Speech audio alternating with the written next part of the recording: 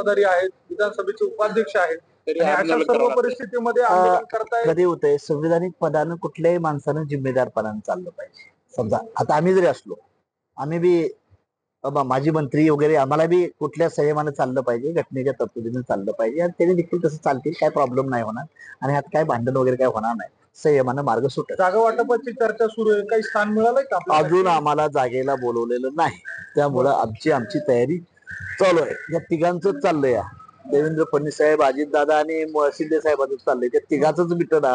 त्यामुळे आमचा मार्ग अजून आम्हाला कोणी बोलवलेलं नाही, त्यामुळे आम्ही आमची तयारी चालू ठेवलेली आहे. परिवर्तन महाशक्तीकडे काही बिलकुल तसलं काही कुणाच आम्ही नाही, आम्ही बिलकुल काय नाही. आम्ही आता युतीवर आहे, युतीने जर आम्हाला सन्मानाक जागा नाही दिल्या तर आम्ही 288 तयारीवर आहोत. किती जागाला मागणी आहे आपली?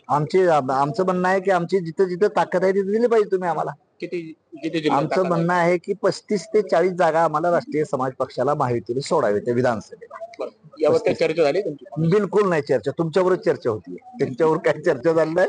कारण त्यांची काय चालली आहे, अजितदादा, शिंदे साहेब आणि देवेंद्र फडणवीस या तिघांचीच चाललेली आहे. त्यामुळे अजून आमच्याकडे काय बारी त्यांनी बघितली नाही, त्यांची घासाघीस कितपर्यंत आली काय त्याचं काहीच माहित नाही ना त्यांचं. मी माझ्या पक्षासाठी कमिटमेंट आहे, आणि माझं म्हणणं आहे माझ्या चौकात माझी अवकात काय आहे, माझं नाशिकमध्ये किती बळले आहे, आमचं किती संघटन आहे, त्याचा बी आपण अभ्यास करून आपण विनिंग कॅन्डिडेट आहेत ह्या दृष्टीने देखील आपण मागणी केली. महाविकास आघाडीने काही संपर्क वगैरे? नाही, महाविकास आघाडीने संपर्क नाही.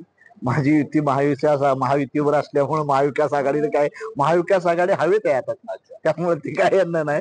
महायुतीवर युती असल्यामुळे ते काय मला विचारणार नाहीत. पण I am not depend upon anyone.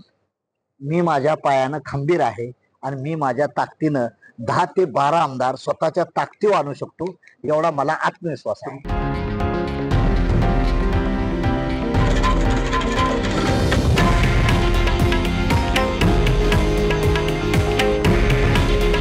हे आहे देशातील नंबर 1 न्यूज नेटवर्क, आणि आपण पाहत आहात TV9 मराठी. काळजी तुमची, हित महाराष्ट्राचं.